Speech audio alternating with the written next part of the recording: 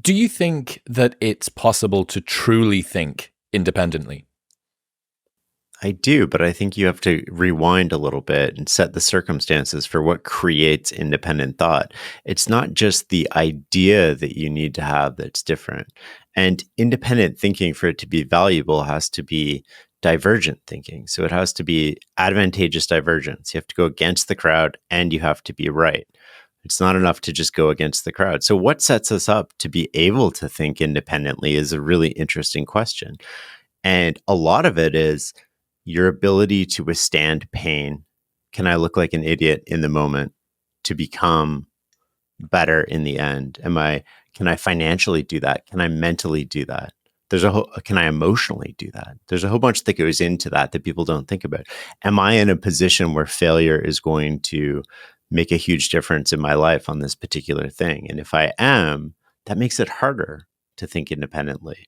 This is why a lot of people who work for big organizations tend to just go with the flow and say what they need to say, whether they are doing that consciously or unconsciously. It's because, hey, if I stand out, if I'm the tall poppy and I lose my job, well, I'm in financial trouble. So it'd be interesting to see an organization. We see some of this in tech, actually, where people have enough money that they could lose their jobs and it wouldn't financially sort of determine the rest of their life.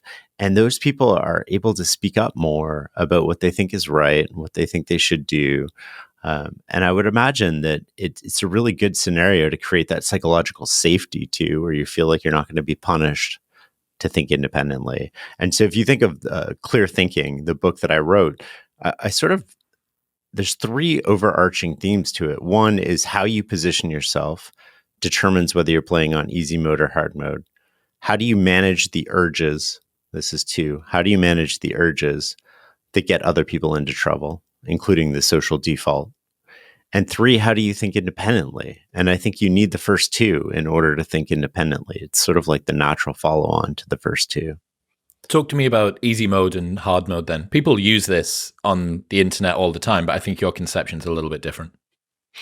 Yeah, I was thinking about this. My son really solidified it for me. He came home and he's a teenager. And for any of you who have teenagers, this story will make sense. But I think it perfectly encapsulates what I mean by easy or hard mode.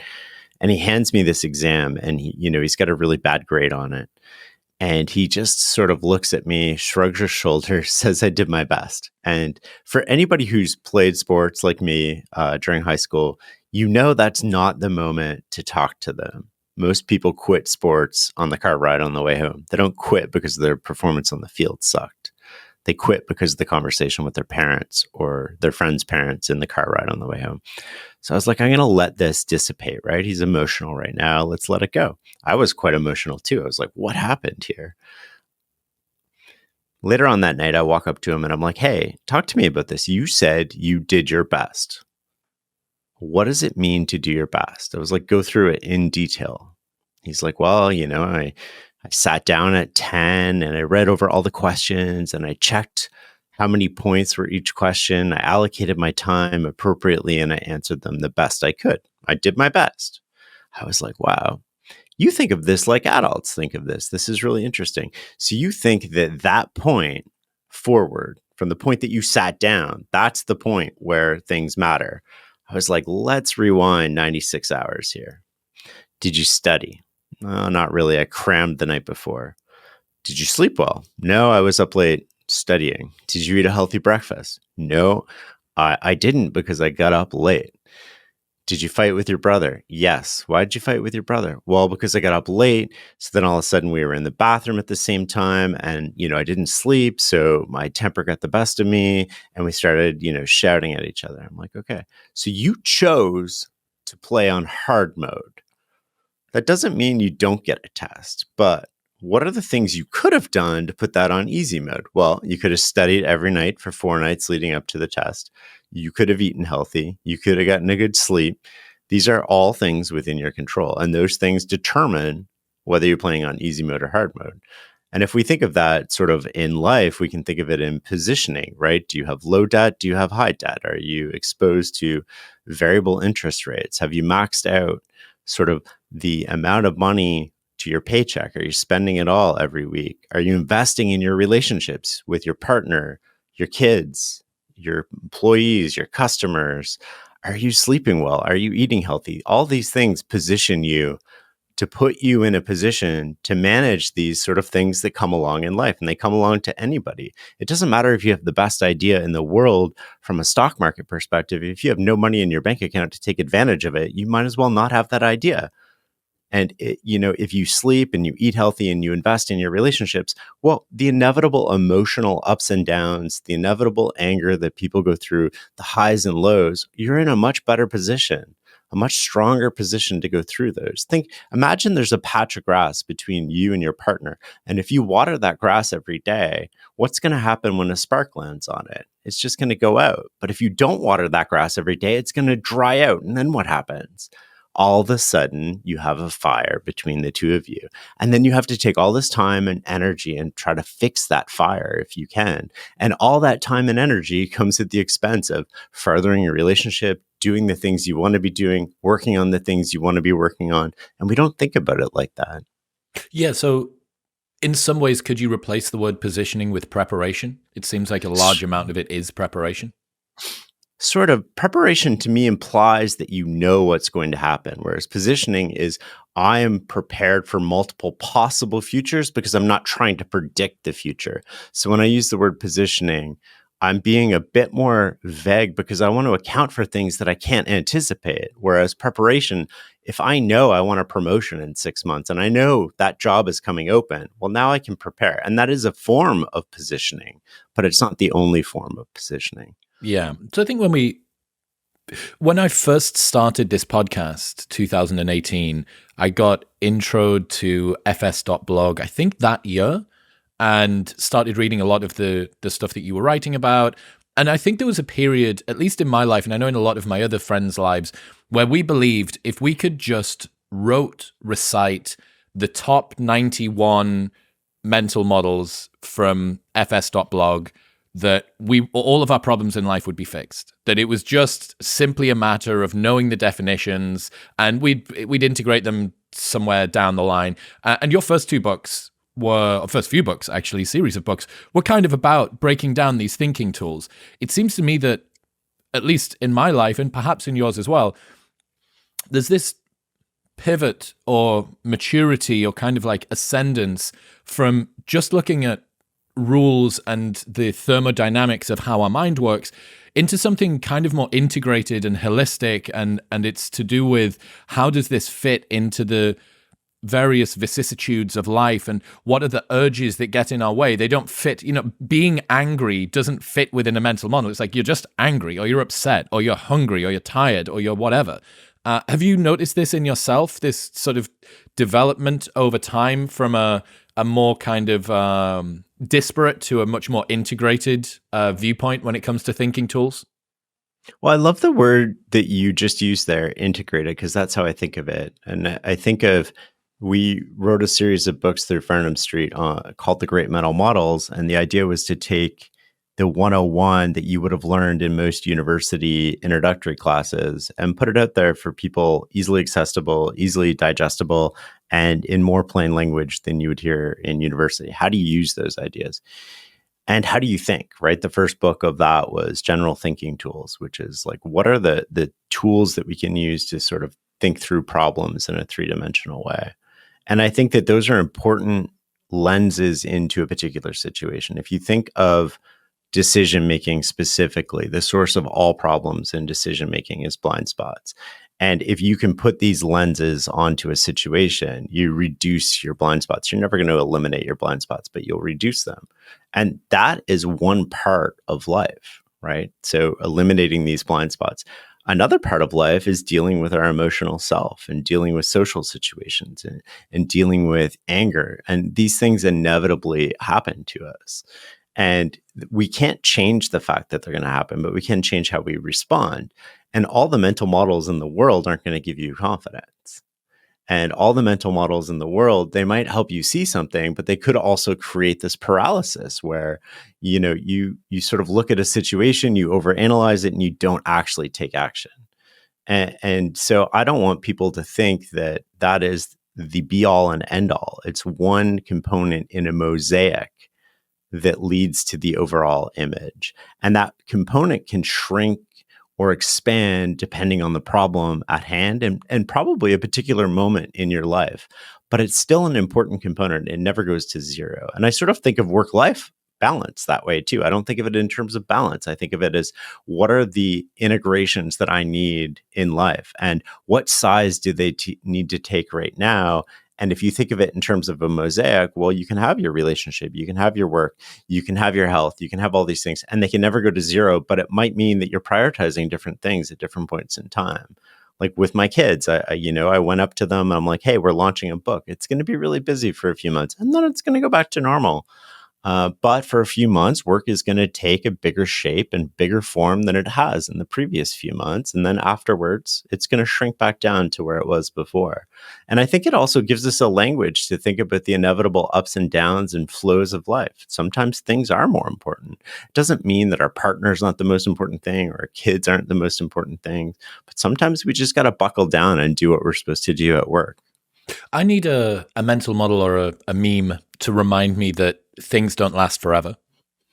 Like, I've got this, it's kind of like short-termism, I suppose. You know, you're in a period of heavy work like that, and it takes more effort than it probably should for me to remind myself, this isn't forever.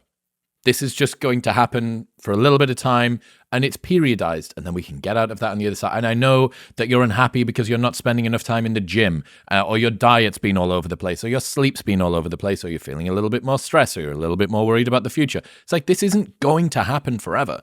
But there is such a myopia around what is now is what will continue to be, and God, this is going to be my life. So definitely taking that sort of broader, holistic, longer-term view and looking to integrate things, I think, makes a hell of a lot of sense. When it comes to clear thinking, you've broken down a bunch of enemies of clear thinking, and I think it's a nice conception, because in order for us to think clearly, we first need to get past the things that stop us from thinking clearly. It's all well and good having, as you said, all of the tools in the world, and I'm going to do my decisions in this way, and I've got the mental models. But if there's something that stops you from being able to access that state, it's game over. You've multiplied by zero. So what are the main enemies of clear thinking? Yeah, so before I get to the enemies, just to backtrack one little step here, we're animals, right? And so we tend to exhibit the same thing that animals get, which is we're instinctive and we're responsive. And the question becomes, what are the scenarios that lead us to think less, to react more, to react without reasoning? And do those scenarios get us in trouble? And sort of the four that I came up with in the book we're emotional, we're ego-driven, social, and ritual or inertia.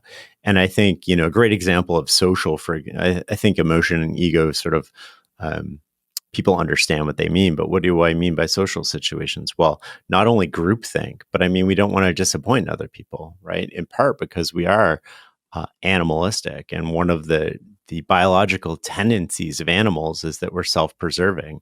And so the ability to get along with other people, the ability to say yes, the ability to try and be liked or at least not hated by our tribe is really important to us. It's literally ingrained in our biology. So we end up saying yes to things that we don't want to say yes to. And I got this sort of dawned on me through two people. One, Peter Kaufman, who has been a great friend and given me a lot of ideas that appear in the book. But I was in Daniel Kahneman's penthouse in New York, and he answered the phone. And at the end of the call, he said to the person, my rule is I don't say yes on the phone. I'll have to get back to you tomorrow. And he hung up the phone. I was like, whoa, what is this? Your rule? What are you talking about here? And he's like, well, I found I'm a pleaser. I really end up saying yes to things that I don't want to do. And I was like, I think we're all sort of like that to varying degrees, some more than others. But yeah, we all end up saying, yeah, I'll have a coffee with you in 6 months, but I wouldn't do it today or tomorrow, right? And then 6 months rolls around, you're wondering why your calendar has this in it. And you're like, oh God, I don't want to do this. I don't even like this person. Why did I say yes to this? So we all end up in these social situations, and you're not thinking in that moment, right? You're just saying yes because your instinctive desire to please somebody. So here's an example of an ordinary moment. And the subtitle of the book is Turning Ordinary Moments into Extraordinary Results. So here's an example of an ordinary moment. You end up saying yes to something you don't want to do, and it ends up having this cost on you, not only in time, but mental threads you got to keep track of, rescheduling, all of these things. And so I was like, what do you mean by rules? And he's like, well, the rule, I just used a rule. He's like, we've been taught our whole life to follow rules. So I thought, well, I'll just create a rule. And if I tell people my rule, they don't argue with it. And I was like, Daniel, like, this is, I know you've won a Nobel laureate, a Nobel Prize, but dude, this is probably the most profound thing you've ever really done in a practical way. This is like, and I'm like, what other rules do you have? He's like, not enough. He's like, oh my God, this is the most powerful thing in the world. So he created a rule to take away these defaults and rewire his brain in these moments. So his unconscious response, he doesn't even have to consciously process it, is now the one that he wants. So he turned his desired behavior into his default behavior with a rule, and gets around a social situation that generally causes us to do things we don't want to do. I think that's incredibly powerful. Well, one of the problems that you have is, and I certainly notice this from my time learning and listening to people on your podcast and everything over the last few years, all of these concepts are fantastic, but when it comes down to tactically how this grows corn for me, like how does this actually show up in my life? For instance, is it your rule about always pay invoices as soon as possible? Is that your one? Yes. So that rule that you wrote in your newsletter 3 years ago, 4 years ago, maybe something like that, absolute game. Not that I wasn't doing it already. I think I kind of intuited that if you pay people as quickly as possible, your partners, your contractors will always prioritize your work because they know that they're going to get paid straight away. And you've got to pay them eventually in any case, so why not pay them as soon as the invoice comes in? And that as a rule is so good. I don't know whether it's not got the same kind of like keystone change as something like Kahneman talked about, but those tactical justifications for things are such huge game changers. So my favorite one that I use is whenever I think about a friend, I always text them and tell them.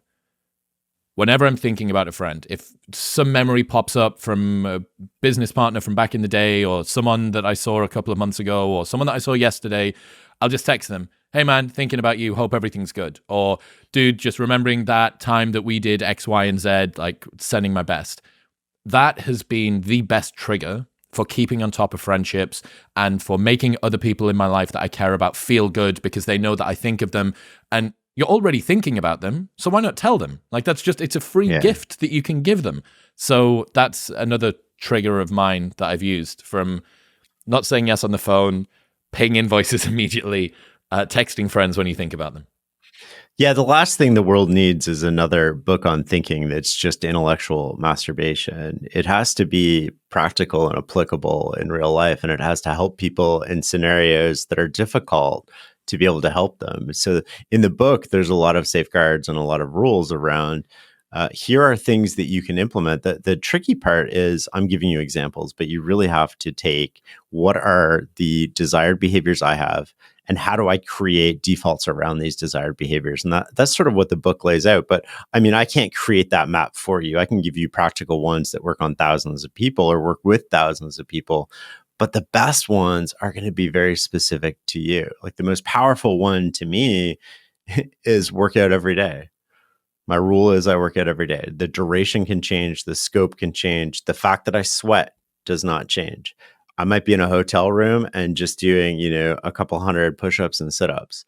And that's my workout for the day because that's all I can fit in because I'm traveling and there's a lot going on. But I used to do this thing where I was like, I'm going to work out 3 days a week. And then, I'd wake up and I'd be like, I'm tired. I'm busy. I got a lot going on today. I'll work out at the end of the day. 5 o'clock comes around, 6 o'clock. You're like, man, I don't feel like working out. And then you lie to yourself. This little voice in your head comes in. It's like, oh, we'll make up for it. We'll do extra tomorrow. And so tomorrow never comes. It just doesn't work that way. Tomorrow is where dreams die. I went to the gym and I was like, you have my fob. Give me my stats for the past year. I want to know every time I swiped in because I was trying to go 3 days a week. Turns out I was going about 1.5 days a week. And I was like, yeah, exactly. Right. So I'm lying to myself. And then I created this rule where I'm like, I'm just going to sweat every day. And I think I've only missed 1 or 2 days since then. It's been a few years. I feel healthier. Give me some of the other safeguards. Give me some of, if you were to create your like highest leverage tactical implementations, what do you think would make that criteria? This is where it becomes dependent, right? So for me, the most impactful ones are specific to me. So no meetings before 12. I don't take meetings any morning. Why do I do that? It's because the most valuable time of my day is the morning. And I'm not going to argue about morning people or night people. The most valuable time for me is the morning. And I never want to be in a position where I have to search for time to work on the most valuable thing. So I just block off every day. Every day I have a block of time from whenever I leave the house, whenever I get up, whenever the kids go to school till 12 o'clock. And that time is sacred. It doesn't mean that it never gets interrupted, but it's incredibly rare that that time gets interrupted. Why do I do that? That allows me to work on the most important opportunity at hand. It allows me to learn and develop and make myself more valuable in the future. And it allows me to just, I need a break today. I need to go for a walk. I just don't need to do anything. And I don't feel guilty about any of those things. I invest in an index fund every month. That's a rule too. And it's just a no-brainer. It's like that, we know how to get rich. You save more money than you make and you invest it, you dollar cost average it into an index fund, and you wait a hell of a long period of time. And a lack of patience changes the outcome for most people because they get bored of that and they think they're smarter than that. And so then they start going all in on different investments, or they start doing all these things. So you devise these rules that help you avoid the things that you want to avoid. And I'll give you an example for organizations, because these aren't sort of just for you as an individual. So organizations have problems. They need to solve these problems. Well, what is one of the most common reasons we don't solve problems? We go to these meetings with people and we work with smart people. They're all type A people. They all want to demonstrate value. That's how it works. We go to a meeting. We're like, what's the problem and how do we solve it? And somebody throws out a problem definition. And, it sounds reasonable and it sounds accurate. And then what do people do? They jump in, they start solving this problem. Nobody's actually paused and been like, hey, is this the actual problem? And now all of a sudden we're running to solve this problem that, is probably close to the problem, but not the real problem. And that causes a lot of stress and anxiety and lost time, but it causes it later. We don't see it in the moment because solving the wrong problem, it just keeps cropping up, causes a whole bunch of miscommunication, causes people to be frustrated. Those are all problems in the future to solve. For right now, we're just solving this problem. We all feel good. We all feel reinforced. But what can we do differently that'll lead to a better outcome, or more likely to lead to a better outcome? We can break the problem definition from the problem solution meetings in two. It doesn't mean you take more time. You can have a half-hour problem definition meeting. You can have a half-hour problem solution meeting. But what you really want to do is make sure you're solving the right problem. So that's a safeguard that you can implement at work. We're going to break these meetings into, ideally, you have a night in between them. But you don't even need to do that. You can have one in the morning, one in the afternoon if you need to solve it for whatever reason on the same day. I used to work in operations. We used to separate them by a day all the time unless there was an urgent situation where we actually needed to do something in the next few minutes. And in that case, those are very esoteric, specific decisions. Another safeguard you can put in place is that committees don't make decisions, people do. Somebody has to sign their name to the decision. That one thing single-handedly will change a lot in your organization, because Why? the person who has to sign their name to a decision takes the process a lot more seriously than the person who is part of a group. What happens in groups in practice, right? In the real world, what happens when groups make decisions? Well, if the decision is correct, everybody takes credit for it. And if the decision is wrong, everybody tried to talk them out of that. So there's no advantageous, there's no accountability, there's no responsibility. It's just a big mess. Everybody's always right all the time, regardless of outcome. You need people to sign their name to a decision, because the person who signs their name to the decision also has to be the person that comes up with the problem. Now, all of a sudden, I care. I'm putting my name on this. Literally, I would have people sign their name to decisions. I, Joe, whatever, or Jane, whatever, decide that. I want you to say it. I want you to say it out loud, because I want you to care, and I want you to put your pride and your reputation, and I want you behind this. And if you're not behind it, I want to know you're not behind it. Why aren't you behind it? What's going on here? I want some insight. And I think that this single-handedly changes. If you look at all the organizations that we think of as dysfunctional, they're all decisions by committee. And if you look at all the organizations that we think of as successful or at least doing above average, I can almost guarantee you when you drill into it, people are making decisions. Individuals are making decisions. One of my friends has an idea about everybody needs to own a process. So there is something end to end, and there is somebody that is accountable for making sure that the way that this gets finished, it's on that one person.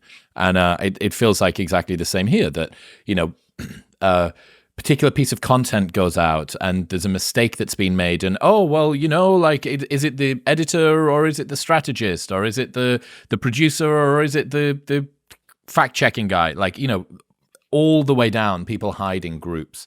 And having that accountability, having that increase in accountability is a big difference. No, I was just going to say, think about another example of where that would make a big difference is if you work for a large organization, you have to fill out these forms to justify expenses or these forms to justify travel. And you find these forms tedious, asking for information that it already has, or you have to fill out the same information multiple times. Imagine how different that would be if somebody's name was on that form, if somebody had pride in that form, if somebody took ownership over that form. All of a sudden, everything would be streamlined. You would just ask the things that you need to ask. You would get in and out as quickly as possible, and you would not try to interrupt the working time of the person filling out the form. You get away with all of that stuff. You get away with all this bullshit because there's nobody's names on this form. Nobody is accountable for this form. It's some department somewhere, and most people don't even know which department it is. Yeah. Okay, so people need to build more strength in their thinking. What are the component parts of how people should become stronger thinkers? Well, I think the real thing you need to do is get out there in the world, learn by doing, develop all of the ideas of what can I do to put myself in a position to play on easy mode. But the most important thing is a little chapter in the book on confidence and actually doing things. It's one thing to think you know about something. It's one thing to chat about it. And a lot of the world is filled with people who lack the confidence to take action. And so we just sit there analyzing over and over again, or expecting to have the confidence to get to the outcome instead of the confidence of the next step. And it's really important that we focus confidence around next step confidence. What does that mean? I don't need the confidence to get to the end goal. I need the confidence to take the next step. And that action will create momentum, and that momentum will create its own confidence.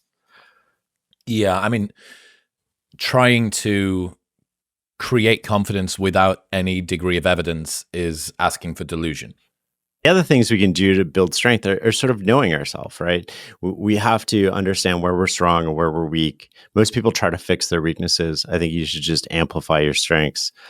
If you're an adult, you want to be a little bit well-rounded, but you really want to be really, really good at a couple things that other people can't be really good at.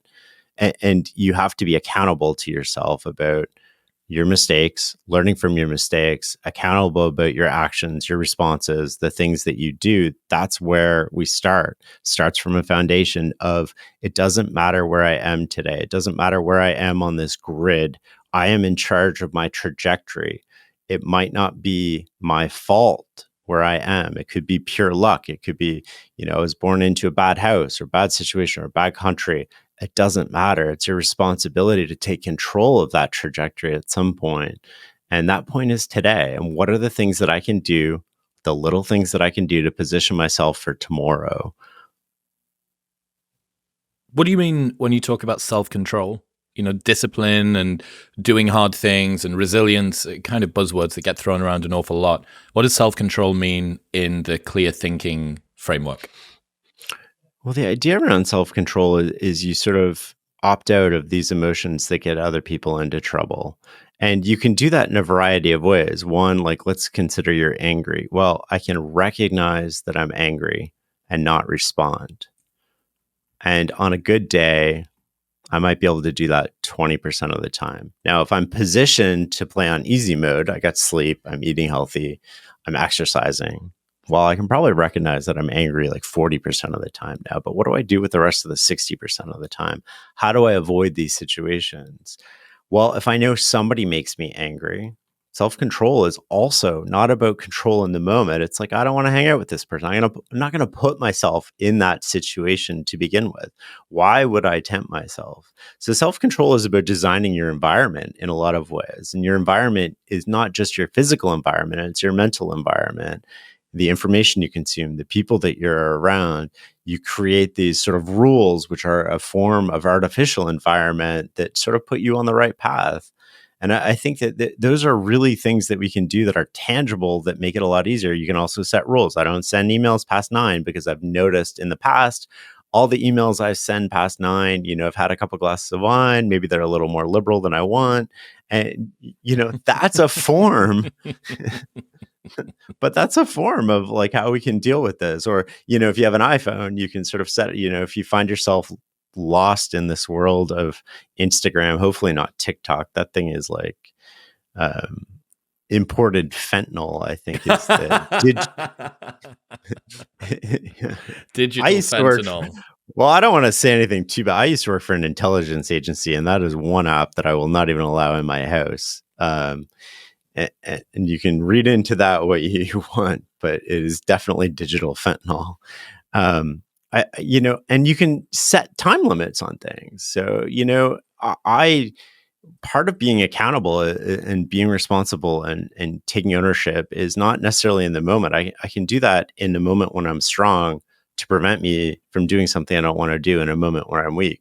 So I wake up, I decide in that moment, I don't want to use Instagram, or I want to use Instagram less, or I want to use my phone less. Well, I can set a timer on Apple for all these apps, and I can change the password. I can give it to somebody else. I can set this environment up in a moment where I feel strong, so that in a moment where I'm weak, it changes my desired behavior to the default behavior. What have you come to learn about how people can cope with risk? The fear about making a decision, the concern about, is this going to be right? And oh my God, what happens if this goes a different way? And I've done the preparation, but sometimes even doing a lot of preparation can make you feel like you've got a greater sense of concern of all of the different ways that this could go wrong. What have you come to learn about coping with risk?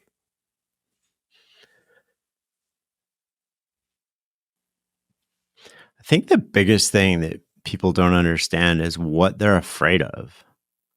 A lot of people are afraid of failure, and just as many people are actually afraid of success. Do you think that's true? Afraid of success? Because I hear this get said a lot, and I'm never actually too sure what people mean when they say that. So what do you mean? Sure. Let's look at two examples. One, my parents, they wanted to quit smoking. They tried for years to quit smoking, and they weren't successful because quitting smoking meant changing their friends. So yeah, they wanted to quit, but they didn't want to change their friends. And so success meant they had to change their friend group. Consider somebody who wants to go to the gym and get in shape. Another example.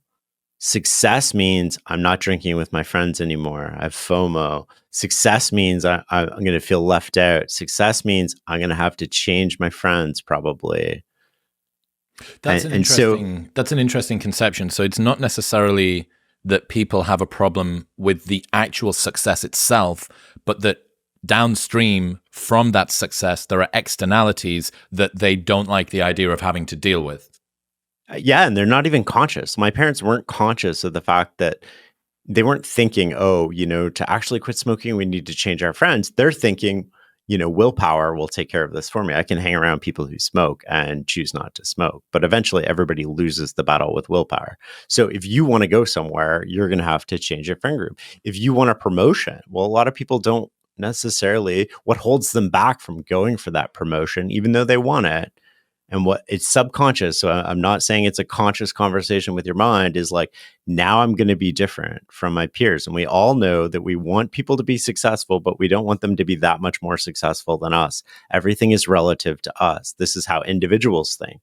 It's like, yeah, I'm rooting for you, Chris, but I only want you to be, 5% better than me, because the minute you're 6% better than me, well, fuck you. Like, and we can't be friends anymore. And these thoughts really hold people back in a lot of ways. And failure is another one, right? We don't want to do something different than the crowd because we don't want to stand out. And then you have to dive into, why don't I want to stand out? Is it because I'm emotionally not capable of handling what people are going to say about me? Is it because I'm financially not capable of losing my job? What's really holding me back from taking this risk? And you really have to start asking yourself these deeper questions about, what is holding me back? And is that a valid reason not to do this thing that I want to do?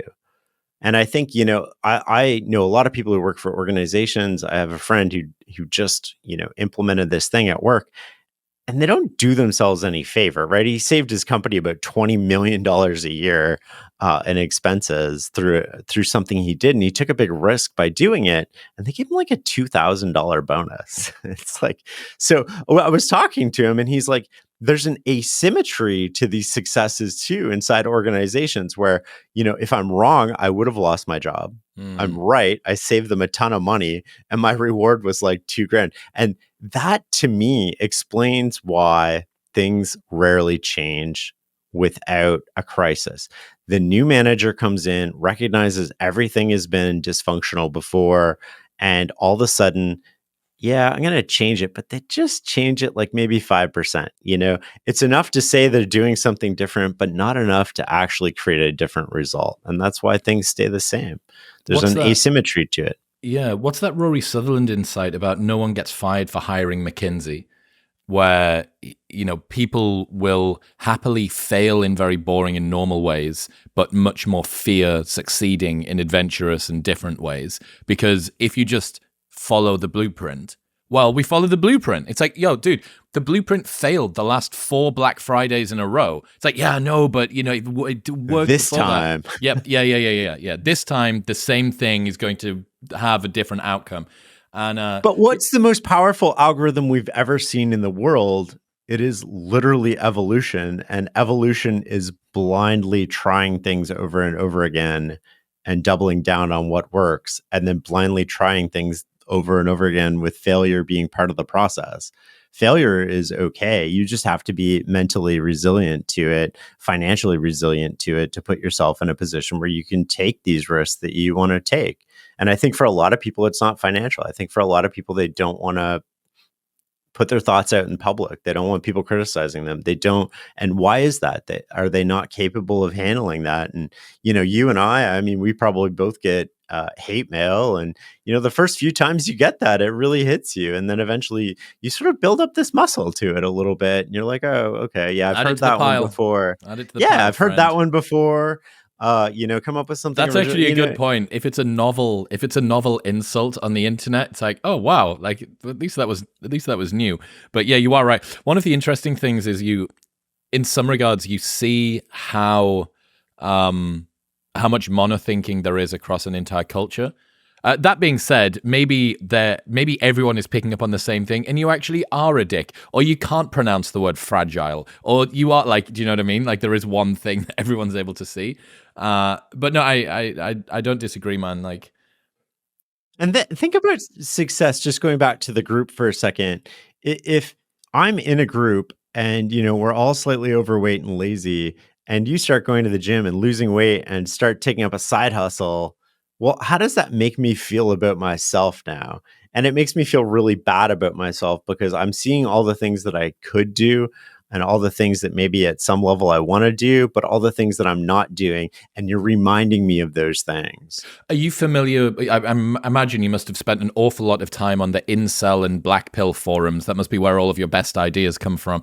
But if you do ever stumble upon these, there's something called ascending. And ascending is moving out of the world of the incelosphere and into one where interactions with a woman mostly, and maybe sex and maybe a relationship become possible for you. And ascending in most of the black pill communities is very, very heavily discouraged. And for instance, you might think it would be a girl gave me her number today and I posted it in the incel forum, but it's something so small, like the barista at Starbucks' eyes lingered on me for slightly longer than I thought. Maybe this suggested that she was interested in me. Even that tiny little glimmer would be seen as the early stages of ascending, right? Like stage 0 ascension. That's very, very heavily discouraged. And one of the reasons that I think this is the case is if everybody agrees to wallow in their own self-pity and despondency and lack of ability to change their situation, no other person in the community is given the potential of hope. And that means that no one has to face the fact that maybe I could do something to change this. If everybody is completely locked in to this behaviorally genetic determinism world of you are a dead end and nothing is ever going to change about this, there's a degree of comfort to that, right? Because things can't change. They couldn't change. They're never going to change. This is the way that they are. But as soon as you see somebody that potentially lays out the option to change this, oh God, well, maybe that means that I could change too. And as soon as you posit an ideal, you begin to compare yourself to that ideal, and almost always you find yourself lacking. Yeah, you create a contrast. Correct. What about, so like triaging priorities and working out what we actually want in life, allocating their time, prioritizing. Everyone has more things that they can do. Do I want to start up that pottery side business, or do I want to get in really good shape and compete in CrossFit, or do I want to start a family or move to a new country or whatever? How do you think, or what are the tools that you've come to use when prioritizing and triaging what you can do in life and then implementing that into your time management? What have you relied on there? A couple of things. The example I use in the book is who got what society told them to want, who wanted to be the most respected, wealthiest, well-known person in their community. All things that we want. You listen to that and you're like, yeah, I want that. And it was Ebenezer Scrooge. And what did Scrooge want at the end? He wanted a do-over. And I think that that's an important lesson for all of us. And Scrooge is a fictional character, but I've met many billionaires who I think feel the same way. And I think that's one reason philanthropy becomes such a large part of a lot of people's lives, at least publicly, is almost to repent for some of these, the way that they've acquired their wealth. And so I think about a couple of things. One being, do a thought experiment, close your eyes. You can do it as you're listening right now, not if you're driving though. And please don't close your eyes if you're driving. And imagine you're 95 and you're on your last night, you're in the hospital and you're in a coma, but you can hear what everybody around you is saying, and everybody's gathered to sort of wish you adieu. And what are they saying about you? Are they saying the things that you want them to be saying about you? And that tells people about your behavior, because they're not going to be talking about your work priorities or your Twitter followers or your bank account or anything like that. They're going to be talking about, did you show up? Were you a good person? Were you the biggest fan? Were you supportive? Were you win-win? Did you love them? Did you respect them? And are you living your life in a way that makes people want to say that about you? And do you want to? And I'm not advocating that that is the only approach to life. Just be conscious about how you're living life. I've seen too many people wake up at the end of their work life and try to develop relationships with people they thought were their friends, only to discover they were transactions. And why were they transactions? Because the way they got to the top was mutually exclusive from relationships of meaning. It was sharp elbows. It was stepping over people. It was dog eat dog. And if you're consciously doing that and you're pursuing that to get to this end, and that's the end you want to get to, great. But I think there's a better approach, which is, can I get to that end and be win-win? Can I get to that end and build people up? Can I get to that end and be the type of person that I want my kids to see me as? And a lot of people think you can't do that, and maybe you can't. Just be conscious about how you're playing the game. And then in terms of I think the point of that is to make sure that what you want in the end is worth wanting in the first place. Well, that's the what do you want to want thing, right? Yeah. It's one thing to get what you want, but it's another thing totally to want what's worth getting. And that's sort of the end to the book, because I think that summarizes a lot of why we're trying to think clearly to begin with. It's like, do you want to get to this destination? Here's the path you're on. Think about it, evaluate it. Like, is that where you really want to go? And then I think on a work front, society just tells us to say yes to everything, going back to that social default. We want to be the person who's busy. We want to be the person who talks about 10 projects. We want to be the person who takes on everything and overcomes the world. And the reality is you can probably only handle 2 or 3 priorities. You need to cut everything else. And it sounds really harsh, but in order to go further and go faster, you really just have to do less. And we live in a world where doing less allows you to do a little bit more quality in what you are doing. And we live in a leveraged world where that little bit of difference in more quality creates a huge distribution in outcomes. It creates massively nonlinear outcomes. If you can be 1% better at the thing that you're really good at to begin with, it's going to be disproportionately rewarded in the world that we live in for most people. One of my friends says it's narcissistic to believe that you can do 2 things and beat a person who's just doing 1. Totally. And even if you think about it, like if you're starting from a higher base, could be luck, could be innate skill, could be talent, and they're starting from a lower base, they're still eventually going to pass you. You can't compete with somebody who's all in on one thing. And this is why being all in on one thing is so successful. And there's certain things where you sort of have to be all in on it in order to be successful. But you can't sort of go online and be like, oh, I'm going to half write a book, or, I'm going to half-ass this side project and I'm going to go compete with Shopify. No, like if you want to do this thing, you have to burn the bridges. You have to go all in. You have to sink the ship. You have to you land on the beach, and your only path out is success, and you can't accept failure. And that doesn't mean that you won't fail, but it means you're really going to enjoy the ride. Yeah.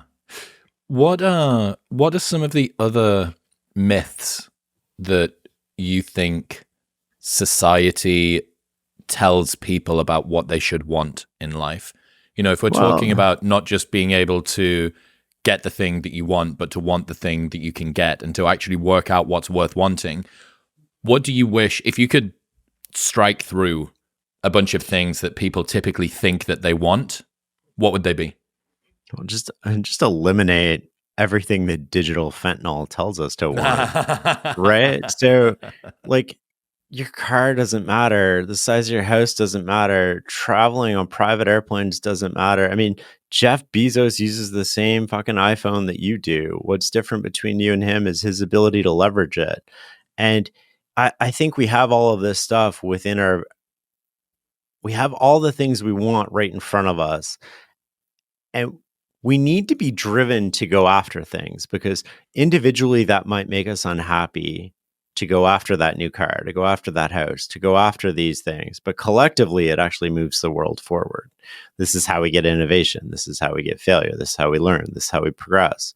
Flip side is everybody wants the outcome. Man, you got to want the process. It's the process that's worth wanting. The process of how do I make money and how do I build this business?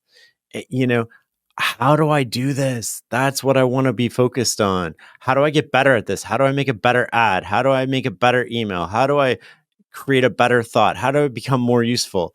How do I treat my customers better? How do I serve them better? How do I get my food 1% better? How do I make sure my bathrooms in my restaurant are always clean? These are the things that you need to be driven to do. These are the things that make a difference. And they're actually the things that end up making you happy at the end of the day. You have to make money as a business because that's going to enable you to do all these things. But if your goal is to buy a new car, buy a new house, or do all these things, you're never going to be happy because you're going to get a new house and then your reference point's going to change and you're going to start comparing yourself to people with bigger houses. And now you're going to want a bigger house and it might drive you to do these things and you might be successful at them, but you're not going to be happy. You really have to enjoy the ride, enjoy the process. I wrote in my newsletter today something that might relate to this. I'll read it to you now. Dopamine is not about the pursuit of happiness. It is about the happiness of pursuit. And that's Robert Sapolsky.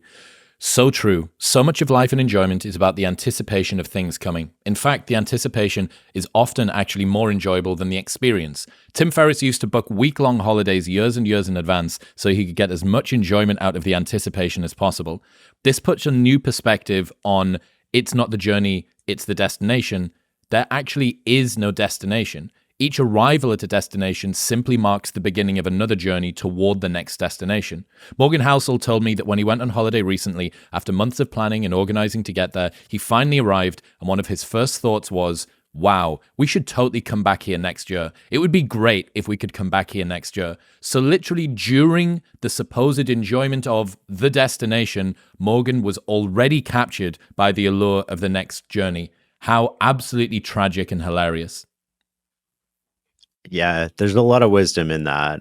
We're just caught up in not the right thing and changing your focal point. We talked about next step confidence, and that's sort of the same thing. If you think about it, just applied differently here, which is the next step is how do I get better at the process? How do I become a better person? How do I become more useful? The next step is not sort of the ultimate things that those lead to. I mean, all of that will take care of itself if you love the process. Yeah. One of the, I can't remember if it's you. I can't remember if it's you or Ryan Holiday who said something about if you get bored with the process, you negatively affect your trajectory. I feel like that was you. Yeah. Yeah. I don't know all the things I've said, but that sounds like something I would say. Yeah. Where are we? Let me find it. I'm going to be able to pull it up pretty quickly. It was you. Congratulations. You actually did say it. But yeah, I think the most scalable way to keep on doing anything is to actually enjoy the things you're doing. And one of the most reliable ways to hate the thing you're doing is to pile tons and tons of other things on top of it. Like there's fewer, more enjoyable experiences than only having a small number of things to focus on and getting really good at them. And there are fewer, more unenjoyable experiences than trying to spin a shit ton of plates and not getting better at any of them. I think most people are in the latter category there, not the former. We talked about this before we started recording about consistency. I think a large part of what creates gulfs in outcomes or differences in outcomes between people is their ability to be consistent. The professional can do it on the days they don't feel like it, whereas the amateur only does it on the days where they feel like it. And if you have 10 or 12 plates spinning at one time, well, if I don't feel like doing that one thing that I know is important, I'm just going to go to another plate. And it becomes like an excuse not to, you procrastinate. By doing more, you actually procrastinate doing the thing that you're supposed to be doing that's going to make a difference. Yeah, so I'm thinking about how, I asked you a question earlier on about prioritizing and triaging the things that you do in life. But if you have fewer things to do in life, there's less prioritization or triage needed. Well, I just have these small number of things to do. So maybe one of the best ways to actually fix the prioritization problem is to only do the number of things in life that contribute in the highest form possible. The Greg McKeown thing of less but better, right? Not the trivial many, but the vital few. And then if you do that, you'll find you're more consistent even on the days you don't feel like it because the distractions aren't as easily available from a project perspective. I've got bored with this one thing. Let me just task switch to the other. It's fine that I'll fix that problem, that difficult problem I need to overcome mañana. But for now, there's emails to be answered or there's whatever to be done. I saw this thing with my son last night. He's studying. He's got exams this week. He gets to a really hard part in his science studying, and he immediately switches to studying French. And I was like, what are you doing? You have your science test tomorrow. And he's like, yeah, but, French, I need French too. And I'm like, what's going on here? And then we sort of rewound. And the thing that he was trying to study in science, he didn't quite understand. So what he was doing is exactly what we do as adults. I'm just going to switch to this other project. It's a little easier. and hopefully this problem will solve itself. But the problem doesn't solve itself. It just grows. Shane Parrish, ladies and gentlemen, where should people go? They want to check out all of the stuff that I've been obsessed by from you over the last few years and also pick up the book. Where do you want them to go? You can go to fs.blog. You can Google Shane Parrish, or you can pick up the book, Clear Thinking, Turning Ordinary Moments into Extraordinary Outcomes. Thank you so much, Chris. I appreciate you. And go and check out The Knowledge Project. It's where I first learned about a ton of interesting guests on this podcast, like Rory Sutherland. Shane, I appreciate you. I'm excited to see what you do next, man. You've been very formative in my thinking journey from total idiot to adult infant or whatever I am now. And long may you continue coming up with interesting insights. So happy to see your success, man. It's amazing when I come across you online. I see how you've blown up. It just makes me feel really good. I appreciate you. Thank you, man. If you enjoyed that episode, then press here for a selection of the best clips from the podcast over the last few weeks. And don't forget to subscribe.